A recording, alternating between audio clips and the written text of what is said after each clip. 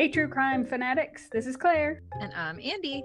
You're tuned in to the Homicide Hobbies podcast, which is a podcast for people who love to hear about the horrendous crimes that people commit. Enjoy. What you got? This week, we're going to discuss two some bitches. I thought we were just in one case. Our win is 1980. Our where is Florida. You done made Florida sound so much fun that... Oh, are there going to be alligators? Not really. Maybe a little bit. A little bit. So, some bitch number one is David Allen Gore. He was born August 21st, 1953 in Florida. A little background info on David. He would later be described as socially awkward and shy. As a teenager, David was fired from his first job as a gas station attendant when his boss found that he put a peephole in the wall so that he could look into the women's bathroom. I would have liked to have been in the room when they were addressing that. Like, hey, so did you drill this hole? No. You've got drywall powder all over you, particularly your face. On your eye hole.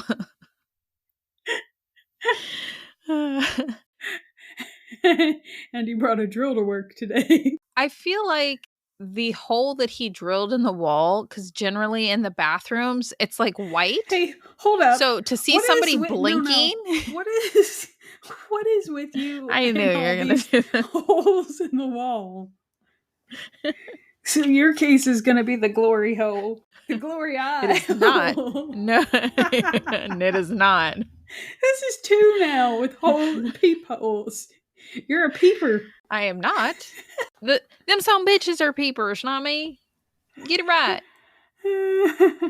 Anyway, so he gets fired for being a peeper. And eventually he becomes an auxiliary officer, or also known as a volunteer police officer.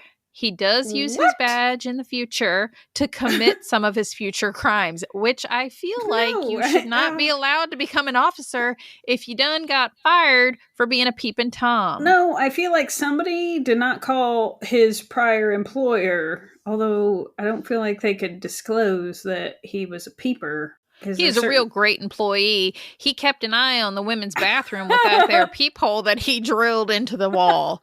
But he sure was. He probably put on his resume that he's a handyman. Oh, gosh. And he keeps an eye on things closely. And then he also worked with his pal at a citrus grove where he would eventually rape and oranges. Murder. Sure do, but it's referred to as a citrus grove because they make it sound all fancy like, I guess. It's kind of a mix of the citrus fruits. But at that there...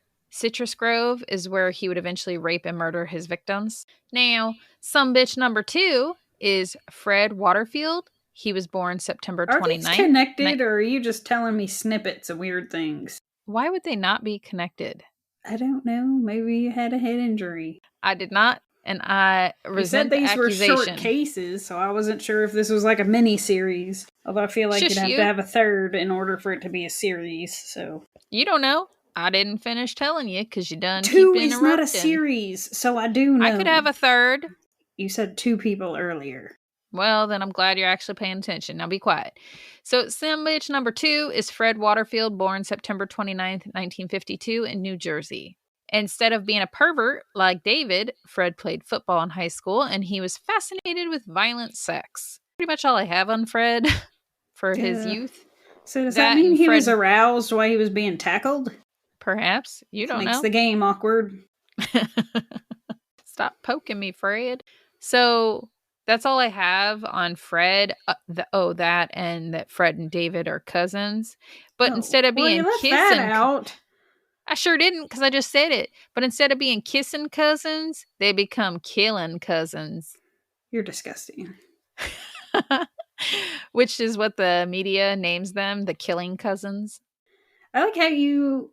eliminated as your tidbit of information till the end that they're cousins. It was the surprise. It was a fun fact. They're cousins. Fred waited or wasn't caught being a pervert as a teen. He waited till he was an adult, and he would later be described by his attorneys as being a con artist more aggressive than his cousin David, and he seemingly kept that high school football player vibe of being like popular, well-liked, so it was kind of easy for him to find victims. The two cousins were the popular football player-y people, since they have such a nice person persona, I think that's why they get away with the being jackasses in the shadows, because nobody believes they're capable of it. I agree.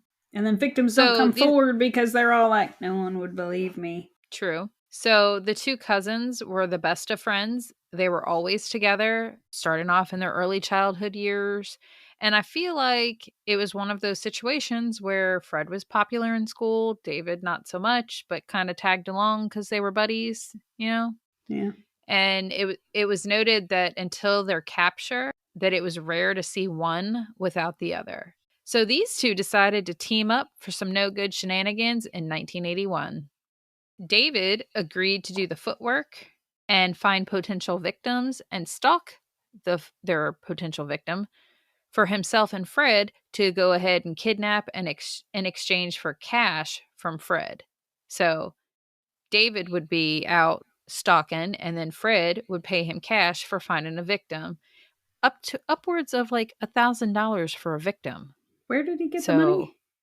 Fred was working. I have no idea. They're not good fellers. It's entirely possible. Fred also had a motto that they decided they would live by, which was, no witness is the best witness. They're morons. Violent they had t-shirts made. February 19th, 1981, David attacked a 17-year-old girl named Ying Ling. He flashed his volunteer police badge to trick the 17-year-old to comply and get into his truck. He then drove her home. What? He hadn't attacked her yet. He just flashed his badge and said, you need to get in my truck. I need to take you home. Once they arrived to Ying's home, he grabbed Yising Ling, Ying's 48-year-old mother. David kidnapped both the mother and the daughter. David tied Ying's mother to a tree where she slowly choked to death. I don't know if he tied her to the tree or kind of like hung her from the tree. I was going to say, I picture like they did in Western days, and where your toes are barely on the ground, so it's not like you're not truly hanging, but the second you reach muscle failure, you're done. Yeah. She choked to death while David and Fred raped her 17-year-old daughter, Ying. Once they were finished taking turns raping her, they murdered her. The cousins then covered up their crime by dismembering the mother and daughter and shoving their parts into an oil drum, and they buried them. That was February 19th, 1981. So a few months later, on July 15th, 1981, David disabled 35-year-old Judith Daly's car at the beach. Judith was in Florida on vacation from California. When her car wouldn't work, he offered Judith a ride to the nearest phone. Again, he's using his badge, so people think that they're safe because he has a police officer badge. And I want to see what these badges look like. Right? I feel like it's the plastic ones you get from the fire department. And I feel like the not to victim the shame, little star that says sheriff. Right. Now I will say that when I've worked the pharmacy and I have my sheriff's badge that is fake, but because I patrol the pharmacy is why it was gifted to me. I don't feel like it was a compliment. People who have been high as kites coming through the drive-thru have just blazed on through, and I feel like they think they went through the sheriff department drive-thru. Not that there is one, but I think they're too high to make sense of things. So I feel like if they can mistake it as a real thing, Yeah. And it does not look real. Well, his was a real badge. I just don't know how real compared to an actual police badge it was. Yeah. I will look it up and I will send it to you later. We can post it on our Facebook page for those that are interested in looking at it. So he offers Judith a ride to the nearest phone, but instead he drove Judith to a secluded area where Fred was waiting. The cousins then, once again, took turns raping Judith. And then after they murdered her, they threw her body in a swamp for the gators. So there's your gators. Did the gators eat her? I feel like many a times people have gone to do that and the gators do not eat the body. So I don't think her body is recovered. I done put this case together a week ago. I don't remember how it ends. Surprise for me. Your brain hole is like a colander. You know what? When I'm sitting here editing 50,000 other cases and I worked on a case and it's like, oh yeah, I forgot about this one. So yes, no, I don't remember if they find her body. I don't believe that they do. And you're like, I don't even remember if I finished this case. Let's find out together. It is rather short. It says done, so leave me alone. So a week after they murdered Judith, David tried to kidnap a teenage girl using his handy-dandy volunteer badge. But the girl managed to escape the clutches of David and ran to her father. The father filed a complaint with the police department, and David was stripped of his badge. But that's it. Like, that's it? They didn't do anything else? He tried, like, I realized Can't he be, like, abuse of power, some sort of ramifications? Was he fired? Well, I guess it's a volunteer position. Yeah, so they took his badge and told him, get on now, get. But that's it, because I guess technically he didn't assault her or do anything crazy. He just tried to coax her into his vehicle. Yeah, but you know what? They probably got an eye on him now, though. So a few days later, David was seen in the back seat of a woman's car carrying a police scanner, handcuffs, and a pistol. Oh, God. Surprise, surprise. He was seen doing this by police. So yes, you would be correct. They kept an eye on him. David was arrested and convicted of armed trespassing and sentenced to 5 years in prison, but was released on parole in March 1983. A few weeks later, right after being released, on May 20th, 1983, David and Fred were to his work. Sure was. Him and his cousin, they needed to go find them some women. Well, that's the thing that baffles me too, is if Fred was well liked and wasn't a bad looking feller for the time, I don't think they were attractive. I can send you a picture. No, they look very similar. You have the people who, it doesn't matter if they're attracted or not, that they like the forcible side of things, the power thing. They don't want consent. That doesn't punch their ticket. They're sick.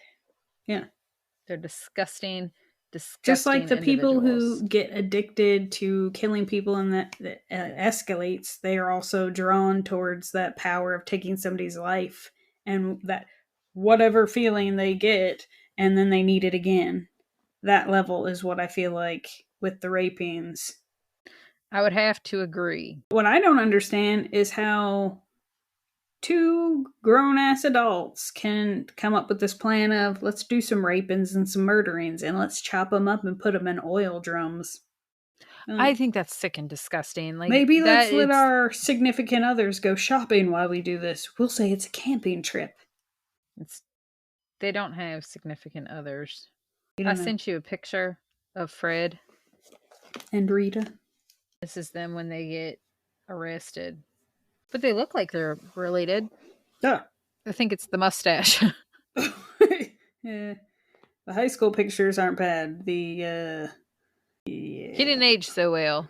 The one on the left looks like a fat Tom Hanks that did not grow up well. He does. He looks like Tom Hanks with a receding hairline and a horrible mustache. The guy on the right looks a lot like Jack Black, that feller. Like he could be related. Also, the one on the left, I nailed it. Okay, it's Tom Hanks if you crossed him with Hitler. You see it, don't you? I sure do.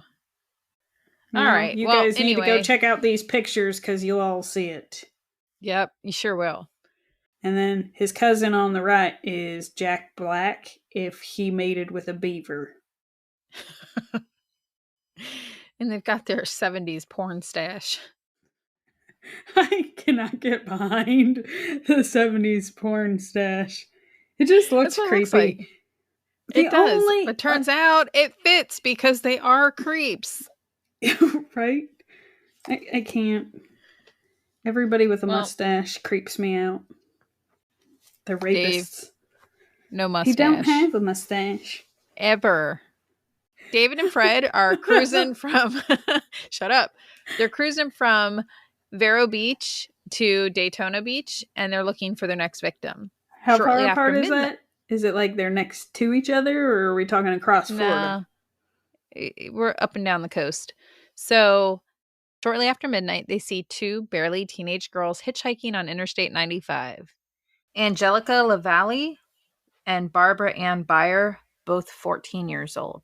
They hop into the Hitchhiking at vehicle. midnight? They hop into the vehicle with Fred and David. They told the men that they decided they were running away together and they were headed to Fort Lauderdale.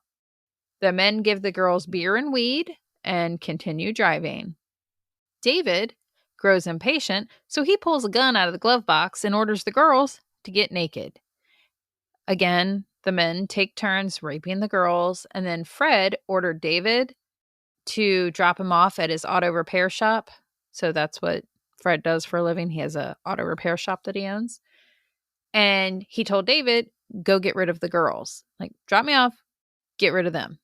So David drove the girls out to some deserted wooded area where he told Angelica to get out of the van because she was the closest to the van door. He shot her in the back of the head and then hit her body in some bushes. He then drove with Barbara in the van back to Fred's shop.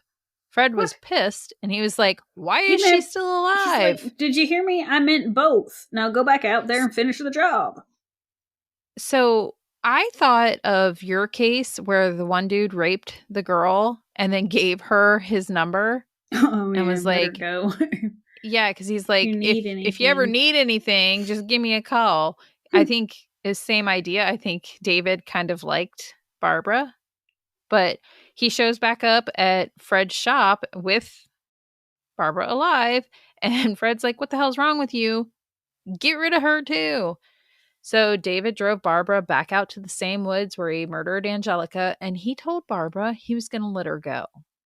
As he opened the van door and she ran for her life, he shot her in the back of the head. He buried her in a shallow grave, and after raping and murdering these girls, David was sleepy, so he went home and took a nap. After his nap, that made him sleepy. He didn't dig a hole. You said a shallow with grave. With Angelica, he just tossed her in the bushes, and then with Barbara, I feel like a cat digs a deeper hole to bury a turd. Andrea. So after David's nap, he goes in with Fred and they return to the dump site and they dismember just Barbara's remains with a knife. They cut off her head, her arms, and legs, and then bury all the pieces in different places in the woods. Who did and then they chuck Angelica, Barbara, the one he said he was going to let go. I feel like Fred forced him to do it. Yeah, they. That's why I said it wasn't it wasn't very deep. It was just enough to hide her body. But they go back out there and they dismember her, only her. They don't dismember Angelica. They toss her into a swamp. But I feel like Fred, because he's known as being more forceful, was forcing David because David wanted to keep her alive. Like it was a punishment to dismember her. Was my thought process. I could be completely wrong, and they could have had to plan to dismember both of them like they did with the mother and daughter, and then realized there was a lot of work. Anyway, on July 26th, 1983, 17-year-old Lynn Elliot and a 14-year-old Reagan Martin were hitchhiking to Wasabo Beach when Fred and David picked the girls up. They took the girls to a house that David's parents owned, and they were away on vacation. Fred decided to leave the house because when they were kidnapping the girls, he spotted his sister, and he needed to go create himself an alibi. Okay. So David was left with both the girls. He bound the girls and placed them in different rooms prior to raping each one of them. While he was raping the 14-year-old, Lynn, the 17-year-old, she was naked with her hands tied behind her back. She escaped the house by throwing herself through a door, breaking it, and she made it to the driveway. Now, mind you, this is like 3 o'clock in the afternoon. While trying to escape with David, who, by the way, was also naked as a jaybird, chasing after her down the sidewalk, she tripped and fell in the driveway, and that's when David caught up with her. Lynn fought as hard as she could. He was dragging her back to the house. She was resisting and fighting for her life. So David threw her on the ground and shot her in the head. He shot her twice at point-blank range, Where then do stuffed they her body in live the... that no one saw that? Hold your pantyhose. So he stuffed her body in the trunk of his car, and then he's like all exhausted, and he sighs and looks up and realizes that a neighbor boy was riding his bicycle and just witnessed the entire thing. The How neighbor do you boy... go home and explain that one? Because if one of your children came running inside and just said the neighbors were outside naked and he shot one. Yeah, so the neighbor boy fled to his home, told his mom what he just witnessed, and she called the police. David barricaded himself in the house for 90 minutes. The Lake Placid police chief, Phil Williams, played a major part in the capturing of David and Fred, but he was also a childhood friend of the cousins. The three boys were best friends all through elementary school, middle school, and high school, right up until Phil joined the police force. Phil was able to convince his former friend to surrender. The police arrest David and thankfully rescue Reagan, the 14-year-old. When the police found her, she was in the attic. She was terrified, naked, handcuffed, and had electrical cords tied around her legs. She had been raped 3 times by David. So while he was barricaded in the house, he continued to rape her. He knew he had limited time. He is a disgusting individual. Well, obviously, yes, David's and her arrested. Friend saved her. She did. If she didn't escape, they both would have been killed. Dead. He was raping her in the attic? Sure was. The attic in Florida? Sure was. Ugh. But also, yeah. Well, and it is July, so it's nice and toasty up there. But sweat dripping. Ugh. Well, I don't know if he raped her up there, but when the police go in, that's where they find her. He could have finished raping her, and he was trying to hide her. Yeah. He didn't think they'd check the attic. He don't seem like he's that brat of a feller. So that was July 26th. On December 7th, David took the police to go find the remains of 3 of his 6 victims. The victims being Barbara, and then the mother and daughter, Miss Ling and her daughter Ying. They also admitted to killing 3 girls and 2 other women. David pled guilty to 5 murders and was willing to testify against his cousin Fred in exchange for life sentences and not the death penalty. When I first read that, I rolled my eyes, but then I continued to read. The prosecutors they agreed to this, right? So he testifies against Fred, but then the prosecutors charged him with first-degree murder for Lynn Elliot, the 17-year-old that he shot out that was trying to escape. So on March 16th, 1984, after 2.5 weeks of trial, the jury found him guilty of murder. And after an 11-1 vote, he received the death sentence. And he was scheduled to be killed by electric chair. The rapes and murders of the 2 14-year-olds, Angelica and Barbara Ann, those are the only 2 victims for which Fred was convicted of, and that was on January 21st, 1985. Fred Waterfield was sentenced to 2 consecutive life sentences with a minimum of 50 years served for the murders. David Gore was executed by lethal injection, not the electric chair, on Thursday, April 12th, 2012. David's last words were, "I'm sorry. I have remorse, but I'm not the man I was back then, and I don't fear death." That's because he's been getting drilled out of his hiney the last bit. I think he liked it. And then Fred... Not if he wasn't afraid to die. He's like, he was praying for death. And then Fred, he is currently, I am sad to say, 71 years old and just sitting in prison wasting taxpayers' money. But that is the killing cousins, Fred Waterfield and David Gore. So I know we've kind of picked up on doing PSAs of don't do drugs. This one is do not hitchhike. I feel like because it's coming out of the 70s and you had all those serial killers. No, because there's still people who hitchhike now. It's easy pickings because nobody knows where you disappeared at. It makes it next to impossible to figure out who done it. That's true. Don't run away. Deal with your shit. You'll be an adult soon enough. Although you shouldn't be listening to this. Yeah, I was about to say, you shouldn't be listening to this. I appreciate you wanting to give us support. However, turn it off. You ain't old enough. The world is plenty That's why it said scary. explicit. Adults only. Exactly.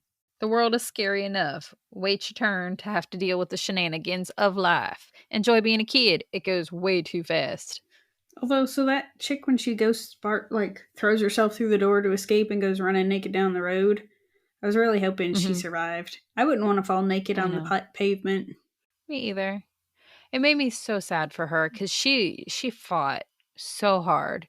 And I couldn't imagine being the boy that's standing outside, like, he stopped his bike. He's got his little baseball cap on, and he's just like standing there horrified. There's nothing he can do.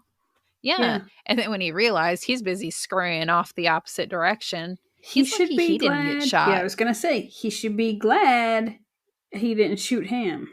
I'm going to guess he was probably out of range by the time David noticed him. It's real hard to be super accurate with a handgun at a far distance. It's not. I feel like he's also out of breath, and he's probably at this point realizing he's stark naked in the front yard, cupping his junk, and he's probably got blood on him from stuffing her body in the trunk.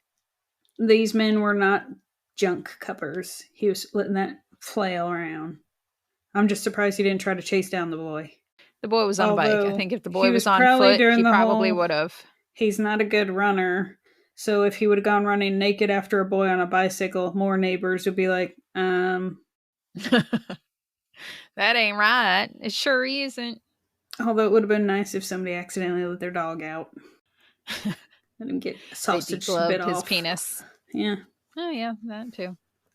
Just remove it. Fetch the bone. Although it's a teeny tiny biscuit, I'm sure. Anyway. One of them turkey sausage mini links.